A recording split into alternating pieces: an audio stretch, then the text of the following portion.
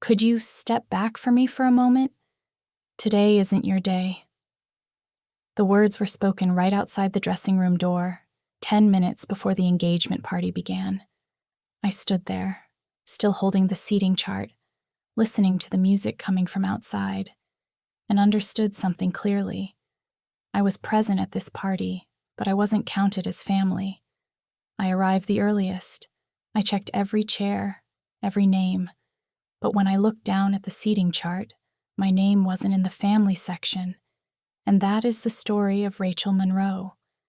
Many of us once believed that if we were considerate enough, quiet enough, and sacrificed enough, one day our family would recognize us. But what happens when that very silence becomes the reason you're pushed aside? And I'm Lisa. Before I continue this story, let me ask you, where are you listening from? Inside a familiar home, or somewhere you once had to remind yourself, don't make things complicated? Stay until the end, because some engagement parties don't break apart with shouting, but with one very quiet decision. I folded the seating chart and placed it on the white linen table near the entrance. The country club in Napa Valley glowed with lights, the scent of wine mixing with white orchids. Staff moved back and forth, checking earpieces, adjusting ties. No one looked at me. Or maybe they were already used to seeing me standing in places like this. My table was tucked near the back, close to the service area and the drink station. I was seated with 2 servers and an event coordinator. No name card. No need. I already knew my place. My mother walked over and placed her hand on my arm, firm enough to avoid being rude. "You understand," she said, her voice low and quick. "Today is your sister's day." She didn't wait for a reply. She turned away immediately, as if the sentence were just a formality she needed to complete before stepping out to smile at the guests. I stood still for a few seconds. Then I did what I had done for years. I kept working. I checked the microphone for the speeches, asked the band to delay by 1 minute, let the servers know which tables had nut allergies. Everything ran smoothly, perfectly, as if I had never been pushed out of the family picture I helped create. As I passed the gift table, I saw the ring box, deep blue velvet, resting inside a glass case. A small card was placed beside it.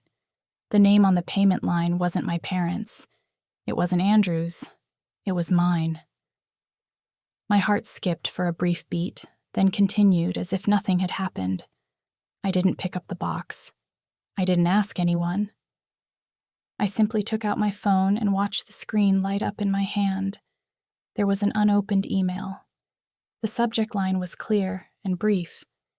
It was directly related to the ring sitting less than 10 feet away from me. Do you want to know what was in that email?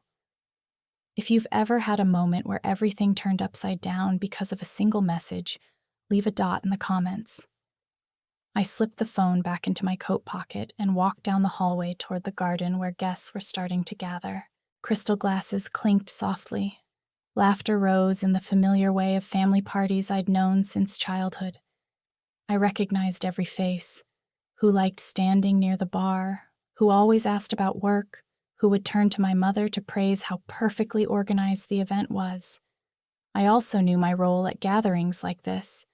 Not the one introduced, not the one standing beside anyone in family photos.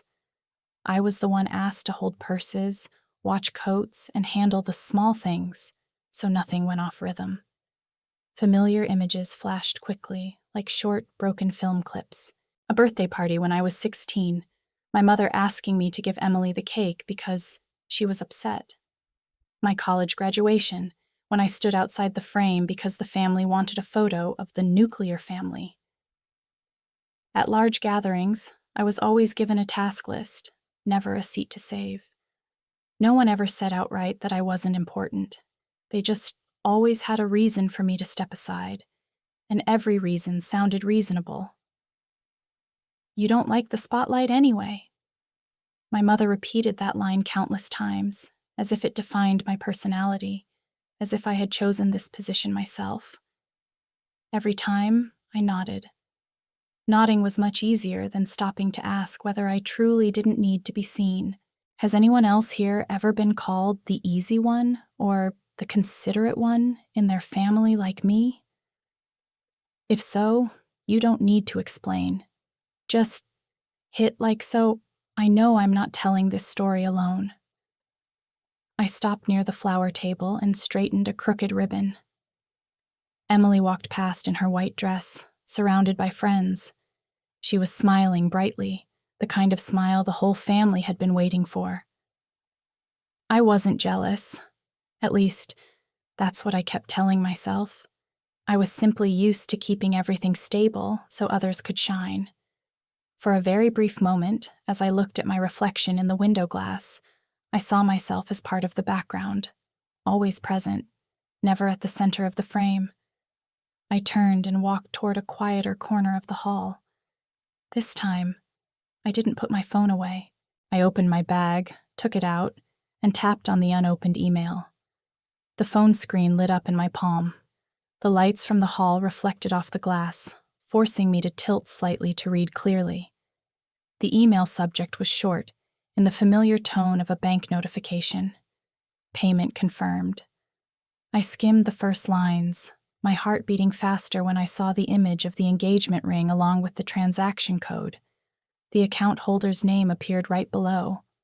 It was my name. I stood still in a corner of the hallway where the music sounded distant. My thumb touched the screen and scrolled slowly. Transaction date, account number, confirmation details. Everything was clear, leaving no room for doubt. I closed the email and opened the transaction history. One line, then another, not the first time. The payments were split up, spread over the past few months, subtle enough that if I hadn't looked closely, I might have mistaken them for regular living expenses. A number appeared at the bottom of the list. I didn't read it out in my head. I didn't need to. The chill running down my spine was enough. I took a deep breath, as if the air in the hall had suddenly grown thinner. In the distance, Emily was laughing with her friends. One hand rested on Andrew's arm, her smile exactly what everyone expected from a future bride. Phones were raised for photos. Congratulations blended into the music. No one knew I was standing here, just a few dozen steps away, holding information that shouldn't have been mine to carry this way. I turned off the screen and slipped the phone back into my pocket. A server passed by and asked if I needed anything. I shook my head, not because I didn't need help, but because I was used to handling things myself. The pieces began to fit together in an uncomfortable way. The times I was asked to cover something for now, the vague promises of, "We'll pay you back later." The moments I was called at exactly the right time, whenever something urgent needed fixing.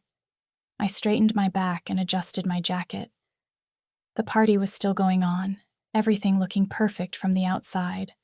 But from that moment on, I knew I was no longer just someone standing on the sidelines. I had been part of this story longer than I realized, in a way no one had ever said out loud. The sounds in the hall continued to flow, but I felt as though I had stepped a few feet outside of it. No one told me to go anywhere. No one asked me to leave. Everything remained polite, proper. And maybe that was what made the air feel so suffocating. Some families never push you out the door. They simply adjust your position, little by little, until you're no longer standing where you once believed you belonged. No explanations, no arguments. Every decision had already been made, in conversations you were never part of. I stood beside a large planter, my hand absently brushing the edge of the white-covered table. People passed by, smiling politely, nodding as if I were a familiar part of the scene. No one stopped to ask if I was okay. No one asked why I was standing alone, a few steps away from the family area. Maybe because, in their eyes, I was still playing my role, keeping everything looking calm. At the center of the hall, my mother was smiling at an old friend, her hand resting lightly on Emily's back in a proud gesture. My stepfather stood beside them, talking about the venue, the wine, how meticulously the event had been organized. I watched them from a distance, like a picture already fixed to the wall. Beautiful, complete, and with no space for me. For a brief moment, I wondered what I still owed this party. I arrived early. I checked everything. I stepped aside exactly when asked. I stayed silent. If this were a transaction, my part seemed finished before the celebration even began. Laughter nearby pulled me back to the present. I inhaled slowly, exhaled, then walked, not to leave the party, but to rejoin its flow. The right to tell my story, the right to choose, was still in my hands, and I knew that from this moment on, I wouldn't stand still in a position others had quietly chosen for me. I didn't leave the hall. I also didn't stay still. I walked to the coordination desk, gently asked the band to lower the volume while guests settled into their seats, then turned to the service team and adjusted the wine pouring order for the central tables.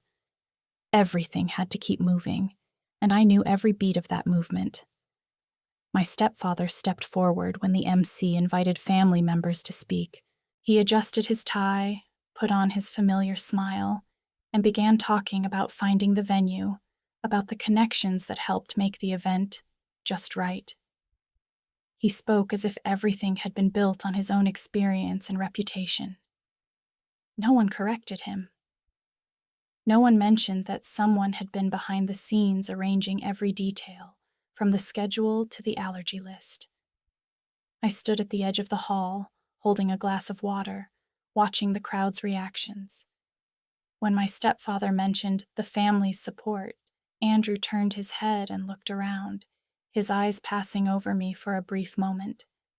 Just one moment, but enough for me to catch the flicker of surprise on his face, as if something didn't quite match the story he was hearing. The music started again. Applause filled the space. I didn't join in. I didn't turn away either.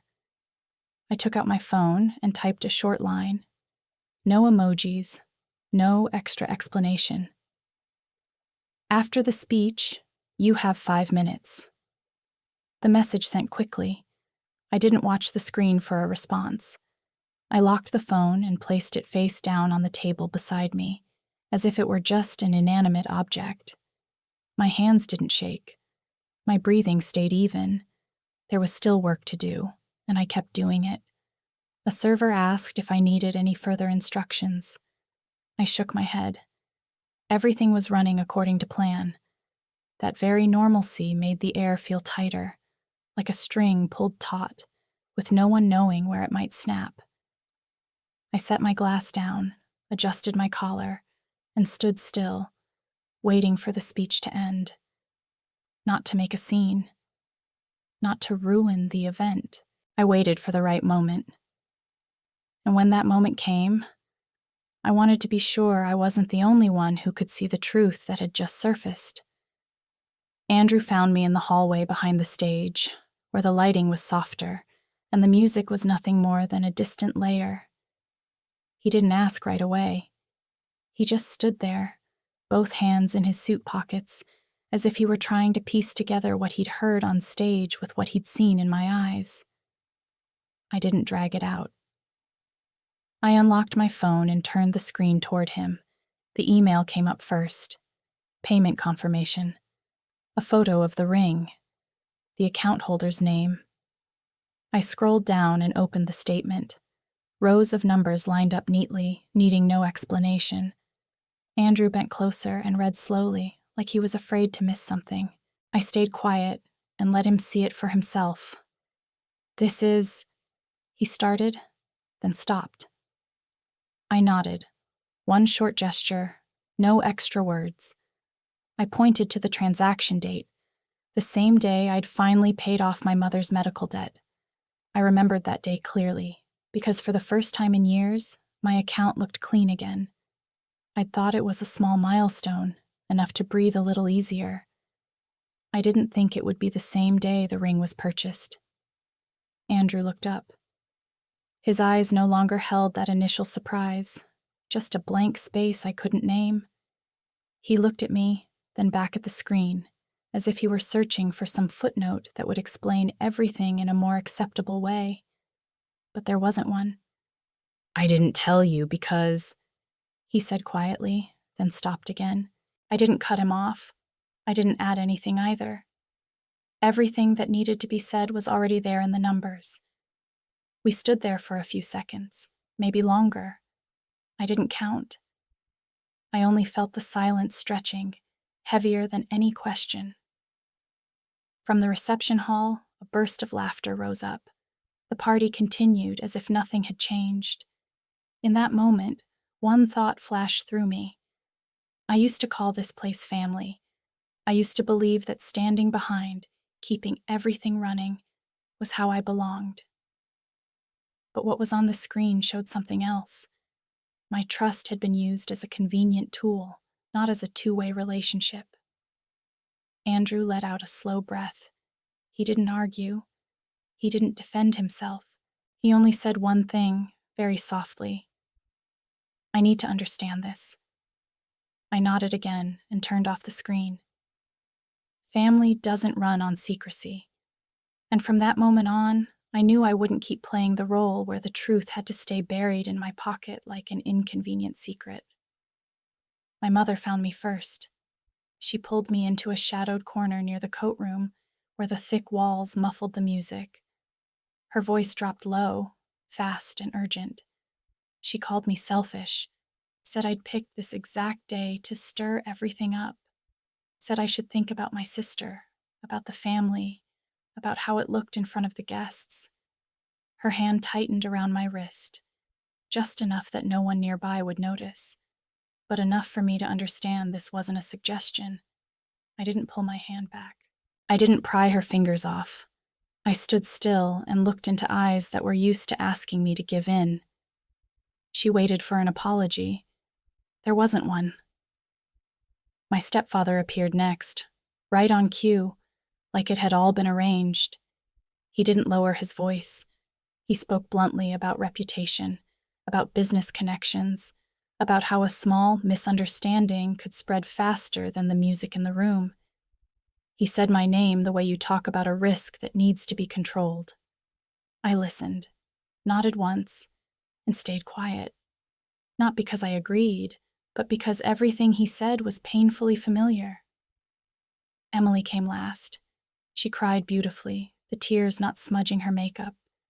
She said I was jealous, that I had never truly been happy for her. She asked why I couldn't just let her have one good day. I looked at her white dress, at the hands waiting to be held on the dance floor, and said nothing. Some answers only make things louder. An event coordinator approached, polite, proper. He said it would be better if I stepped away from the center for a little while to keep the atmosphere comfortable for the guests. There was no official request, just a suggestion that was clear enough. I turned away and walked toward the hallway without arguing, without explaining. My phone vibrated lightly in my pocket. I stopped, woke the screen, and typed a short email. Not to my mother, not to my stepfather, not to Emily. I hit send and put the phone away, knowing that from this moment on the party would continue. But my story had shifted into a different rhythm. There are moments when the truth doesn't need to be shouted. It only needs to be placed down, right in front of the right person, and left there. Silence, in that moment, isn't avoidance. It's a space large enough for everything to reveal itself. The party kept going. The music stayed on beat. Guests raised their glasses, laughed, took photos. But in a corner without camera flashes, eyes began to turn. When no explanation is offered, people have to look more closely at what's happening. And when silence stretches long enough, power begins to shift, quietly. Not every ceremony ends with applause. Some only need to continue long enough for the cracks to show. Who stands at the center? Who gets asked to step back? Who holds a role without having a name on the list? Those questions don't have to be asked out loud to become uncomfortable. So who, in the end, is the one deciding how this event goes on from here? The story returns to me. I stood outside in the hallway, where warm yellow light spilled across stone walls. A breeze from the vineyard carried the scent of damp earth and new vine leaves. I heard dress shoes hurrying behind me, then slowing. No one called my name. They didn't need to.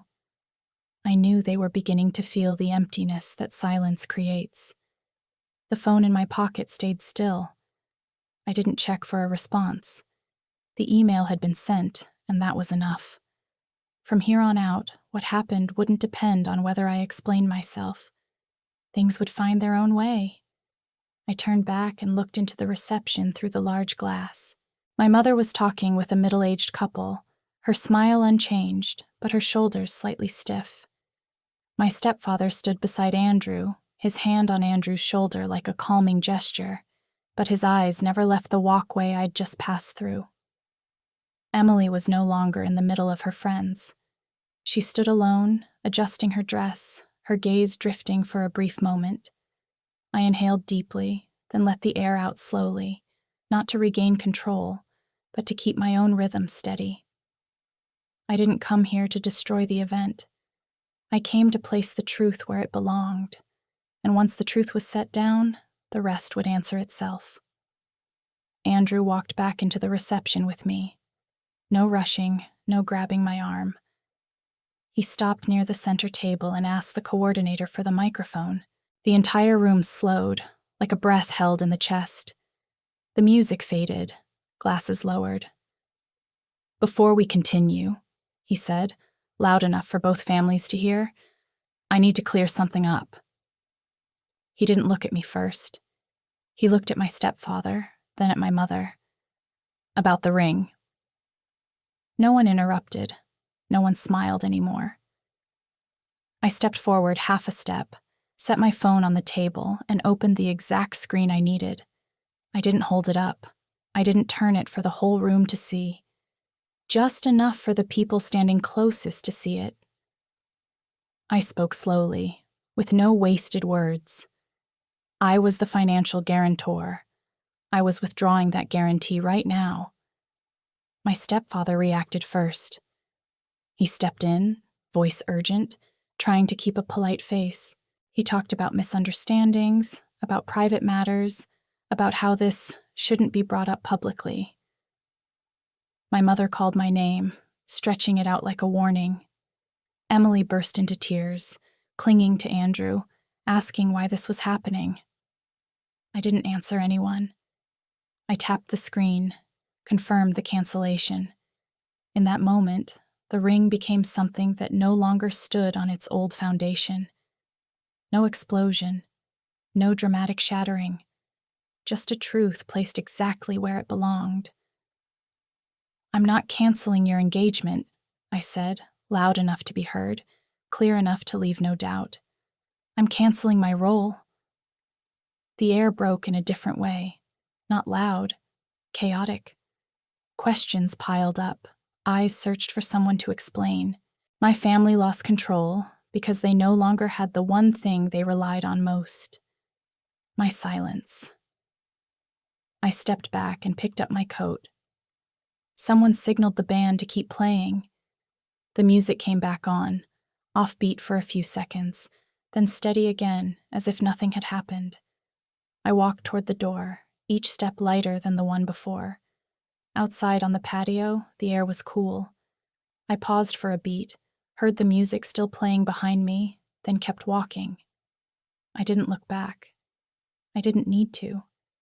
Justice doesn't always need applause. Sometimes it only needs you to leave a place where the truth no longer has room to stand. I drove away from the garden venue as the clock on the dashboard rolled into a new hour. The road ahead was darker than I expected, but it was clear. No music, no explanations, just the steady sound of tires and the feeling that, for the first time in years, I didn't need to turn my head and check who might need me. I wasn't standing behind anyone anymore, not because I became stronger overnight, but because I stopped placing myself there. I lost a family in a way outsiders might call painful, but I kept myself in a way only someone living it can understand. Justice has a price. I paid it with silence that got cut off, with relationships that no longer stayed whole, with the acceptance that some people only love you when you're playing the role they need. I learned that a person's value isn't in where they sit at a party or who they stand beside in a family photo. It's in whether you still recognize yourself when everything goes quiet. And if I had to choose between keeping the peace by disappearing or keeping myself by stepping out, I had my answer. The story you just heard is fictional, inspired by very real situations in everyday life. It wasn't created to encourage anyone to follow it, but to leave space for reflection. If this story can leave one small gift, it's the right to walk away from a role that no longer belongs to you, without having to prove or defend yourself too much. And before we end, I want to ask you something simple. Where are you listening from? A familiar room, or a place where you had to learn to stay quiet so everything could keep moving? If you saw yourself anywhere in these moments, leave a comment. A like, a subscription, or turning on notifications doesn't just help me keep telling stories, it's also a way of saying these very human experiences deserve to be heard. Thank you for staying until the end. And if you leave this video today feeling a little lighter or with a new thought about yourself, then that's meaningful enough.